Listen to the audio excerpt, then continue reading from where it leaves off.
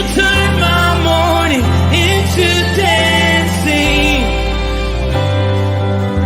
You turn my morning into dancing.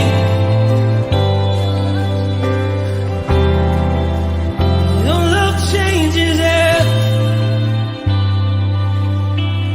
There's something about your love.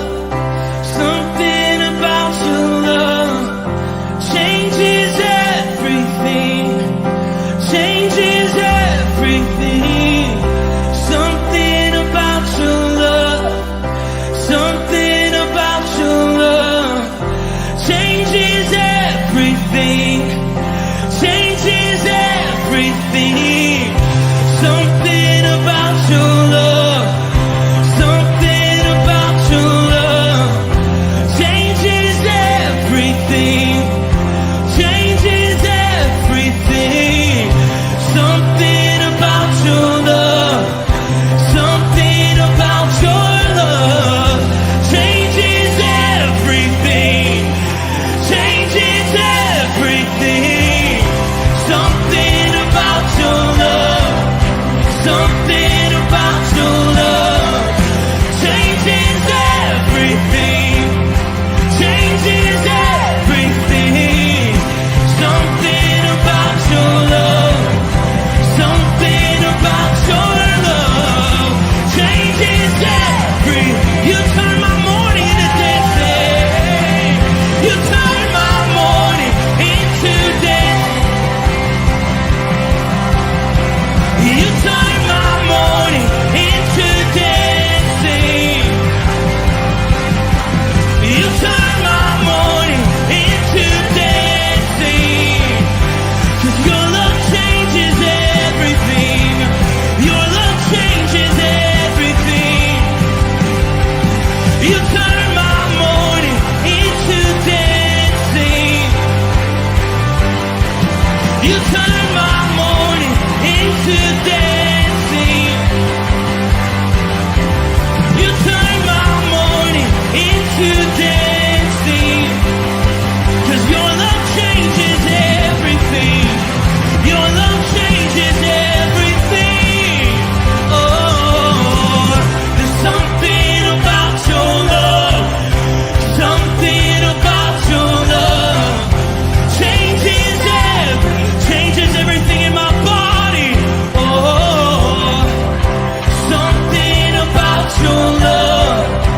Something about your love changes everything. It changes everything. Something about your love. Something about your love changes everything. It changes everything. Something about your love. Something about your love changes everything. Changes everything. Something about your love. Something about your love changes everything. Something about your love. Something about your love changes everything. Changes everything. Something about your love. Something about your love changes everything. Changes everything. Something about your love. Something about your love changes everything. You turn my morning into dancing.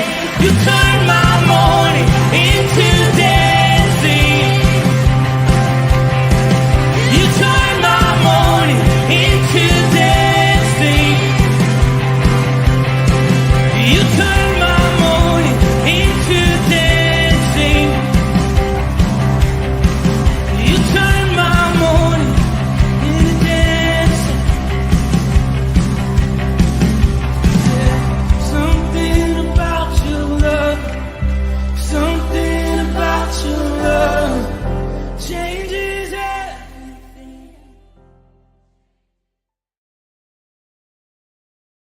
Good morning, Rooted Men. Surprise, I'm not Tom. Yeah. He's off for 3 days. He's going to Chicago, and so I will be doing Rooted Men for Monday, Tuesday, Wednesday. Ken will be doing Strengthening Our Roots Monday, Tuesday, Wednesday, and Matt Ryan will have prayer on Monday, Connie Sandbrink on Tuesday, and then on Wednesday would be Matt Ryan again. So that's how we're going to do this first 3 days of the week this week. Just FYI. I hope it's okay. It's beautiful outside, man. I'm ready for spring. I don't know about you guys, but this winter it beat me down pretty bad. Good morning, Chuck. It's great to see you. And Bert Reggiani's here. He says, "Good morning, gentlemen." Steve Ponowierski, nice to see you, Steve. I'm the only viewer. No, yeah. Hi. Good morning, whoever you are. And then Tremaine, good morning from Anderson, Indiana. Awesome sauce. Nice to, well, welcome. And Chris Terry, not long enough. I'm kind of a substitute teacher where the kids get to goof off a little bit while I'm here. I've been doing this for a couple years now, but it's a work in progress. That's the best way I'd put it. Today's scripture is from Joshua 10, 1-5. It's very short, and it's what I think of is I'm gonna read it, and then I want to talk about it instead of trying to talk about it while I read it, because it's not a lot there and it's pretty consistent. So let's pull that up. All right, hopefully you can see that okay. As soon as Adonizedek, king of Jerusalem, heard how Joshua had captured Ai and had devoted it to destruction, doing to Ai and its king as he had done to Jericho and its king, and how the inhabitants of Gibeon had made peace with Israel and were among them, he feared greatly, because Gibeon was a great city. Gibeon was a great city, like one of the royal cities, and because it was greater than Ai, and all its men were warriors. All right. There has got to be 30 commas in that. All right. So Adonizedek, king of Jerusalem, was sent to Hoham, king of Hebron, to Piram, king of Jarmuth, Japhiah, king of Lachish, and Deborah, king of Eglon, saying, "Come up to me and help me, and we will strike Gibeon, for it has made peace with Joshua and with the people of Israel." Then the 5 kings of Amorites, the king of Jerusalem, the king of Hebron, the king of Jarmuth, the king of Lachish, and the king of Eglon, gathered their forces and went up with their armies and encamped against Gibeon and made war against it. That's what I have today. Now, for the last few days, we've talked about how Gibeon had basically tricked Jerusalem into signing a covenant with them, and how that might have been God's plan. Now we have a situation where the other kings of the Amorites, they're all independent. Which is kind of weird. They have kingdoms for each city, and they all get together. And instead of attacking Israel, who they attack Gibeon. Is it because of Gibeon's betrayal, or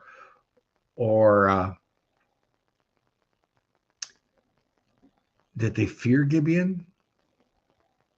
I doubt it. I think it has to be the fact that maybe Gibeon stepped out and went against them by signing a covenant with Israel. The whole story, though, I looked at it and I go, what do you talk about? What is the lesson here? And I laid it out against Jesus's life. And there's reasons for this, and we'll get into later. But I said, how can we put a parallel between this and Jesus's life? I looked at John 11:48. The religious leaders feared him, just like these Amorites feared the Israeli army. And they said, if we let him go on like this, everyone will believe in him, and the Romans will come and take away both our place and our nation. Then we look at Mark 3:16. Groups that didn't normally work together were working together against Jesus. The groups that the Pharisees went out and immediately held counsel with the Herodians against him to destroy him. Pontius Pilate and Herod became friends after Jesus' trial. That was from Luke 32:12. It says, and Herod and Pilate became friends with each other that very day. For before that there had been enmity between each other. Just as Joshua's power caused kingdoms to unite, Jesus created unlikely alliances to stop his movement. So they chose to attack Gibeon instead of Israelites. In Jesus' ministry, hostility often on his disciples or those he healed, right? I mean, we've heard the stories about the disciples, how all but one was martyred. And he spent time in prison. Those he healed, like Lazarus. I mean, there was a movement to kill Lazarus after Jesus rose him, to make sure that Jesus's works weren't remembered. Anybody that declared him to be a Messiah had a target put on him. In John 15:20, if they persecute me, they will persecute you. Jesus said this to his disciples. He warned them. He said, like Gibeon, aligning with the Lord can bring opposition. Even, you get the salvation when you align with Jesus, right? But it doesn't come without a cost. And the cost is that you will face opposition.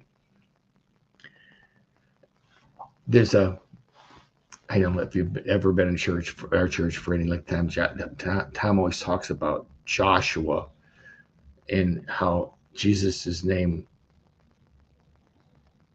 are the same. Yahshua is from the Old Testament.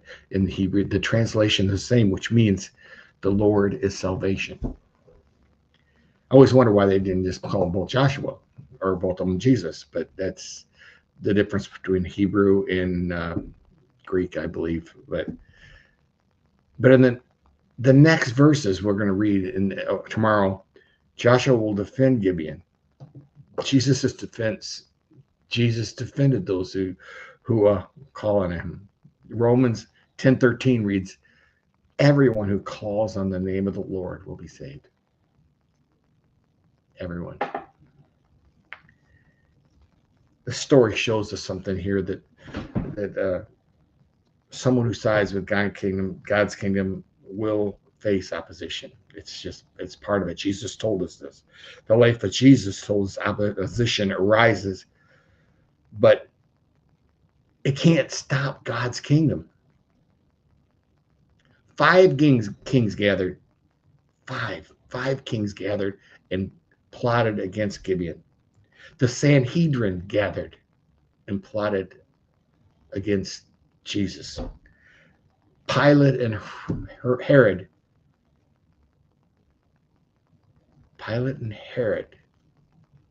plotted, but God's plan still advanced.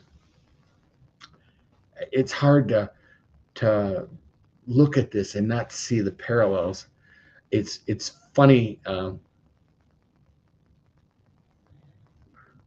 We study these books and we read them and we hear about the wars and we hear about the battles, but we never think about the consequences, how the effect it has somewhere down the line and how it changes everybody. That's what I got for you today. I hope it was a blessing. I see if anybody else came on. I think, all right. I think we got everything. thank you for joining me. It's been a pleasure today, and go out in the world. It's sunny and nice today. Go out in the world and let someone see Jesus in you. Peace.